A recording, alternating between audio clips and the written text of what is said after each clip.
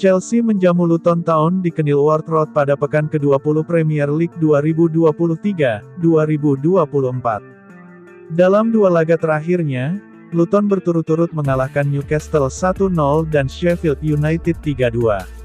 Sementara itu, Chelsea kalah 1-2 dari Wolverhampton, kemudian bangkit dan menang 2-1 atas Crystal Palace. Luton menaklukkan Newcastle lewat gol tunggal Andros Townsend.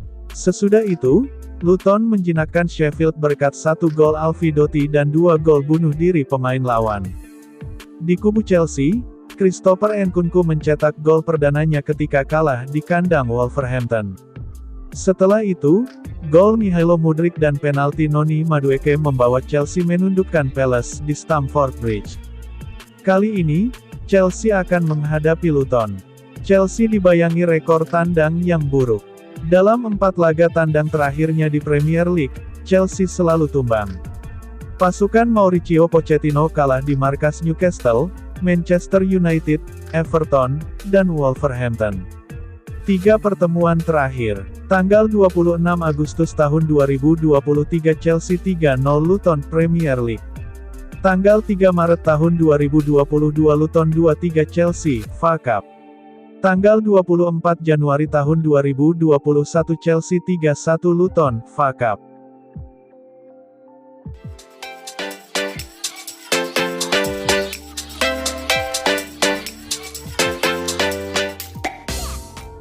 Chelsea sudah tidak asing lagi dengan pergerakan besar di bursa transfer. Mereka bisa kembali mendatangkan pemain baru di Januari tahun 2024. Chelsea menunjukkan performa yang kurang memuaskan di bawah asuhan Mauricio Pochettino pada musim ini.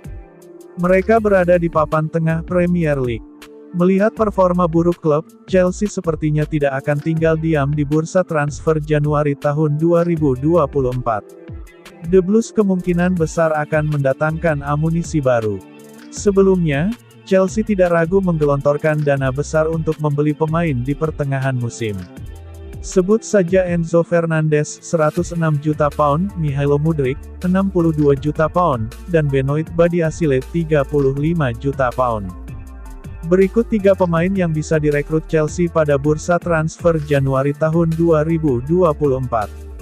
1. Joao Neves. Ada banyak pemain dari Benfica yang pindah ke Premier League belakangan ini.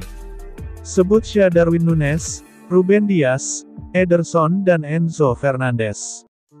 Pemain berikutnya yang bisa mengikuti jejak mereka adalah Joao Neves.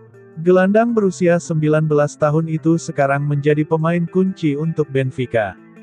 Sampai sejauh ini, Neves sudah memainkan 45 pertandingan di semua kompetisi untuk Benfica. Dia terikat kontrak dengan klubnya sampai tahun 2028.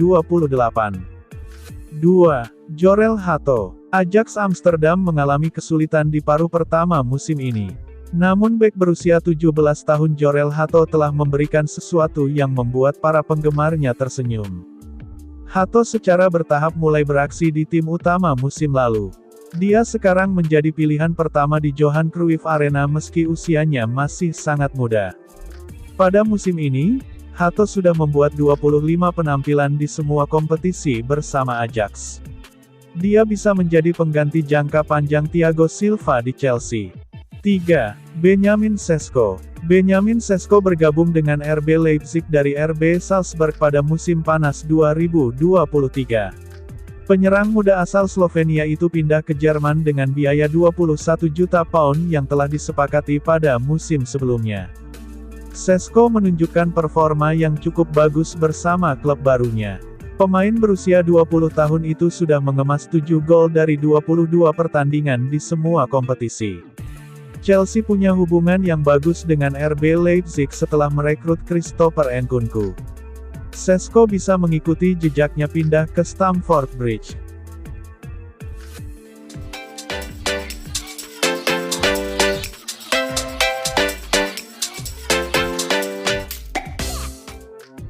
Chelsea punya momentum memasuki periode padat Natal tahun baru. Mauricio Pochettino tak mau muluk-muluk, meminta The Blues berjalan selangkah demi selangkah.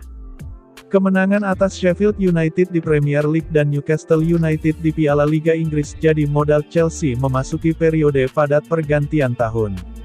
Thiago Silva DKK ditunggu Wolverhampton Wanderers, Crystal Palace, dan Luton Town. Masih berusaha menemukan pijakan, Chelsea cuma mau berpikir simpel saja. Pochettino ingin timnya memenangi sisa pertandingan demi hasil yang konsisten. Kami cuma mau memikirkan soal laga tanggal 24 melawan Wolves. Ini akan berat, sangat berat bermain di sana dan akan menantang, ujarnya dilansir BBC. Saya cuma berpikir soal memenangi laga pertama, kemudian beberapa hari kemudian melawan Palace, lalu Luton. Ini akan berarti besar buat kami dalam hal poin-poin yang bisa kami raih dari laga-laga ini, tapi sekarang saya cuma memikirkan Wolves, imbuhnya. Saat ini Chelsea masih tertahan di posisi 10 klasemen Liga Inggris. Performa yang naik turun membuat mereka sudah 12 poin dari 4 besar, namun Pochettino mengingatkan pentingnya bersabar. Chelsea membangun tim yang muda sejak diambil alih oleh konsorsium Todd Boehly tahun lalu. Proyek ini memang untuk jangka panjang. Selangkah demi selangkah, kami melakukan hal yang bagus.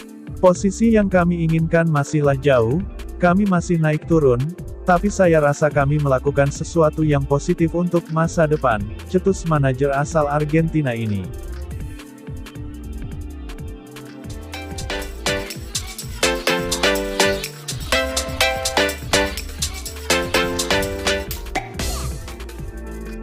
Nicholas Jackson bukannya rajin bikin gol, tapi lebih senang mengumbar emosi berujung kartu kuning. Nicholas Jackson musim ini telah mengoleksi 8 kartu kuning, dengan yang terbaru didapatkannya kala Chelsea menghadapi Wolves. Di pertengahan babak kedua, sang penyerang dicatat wasit setelah melancarkan protes. Selepas pertandingan, Squawka mengungkapkan satu catatan negatif yang baru saja dibuat Jackson, yang bakal bikin geleng-geleng kepala fans. Menurut Squawka, dengan koleksi 8 kartu kuning ini, berarti Jackson kini tercatat sebagai pemain dengan kartu kuning terbanyak di antara para pemain lainnya di Liga Premier Inggris musim ini.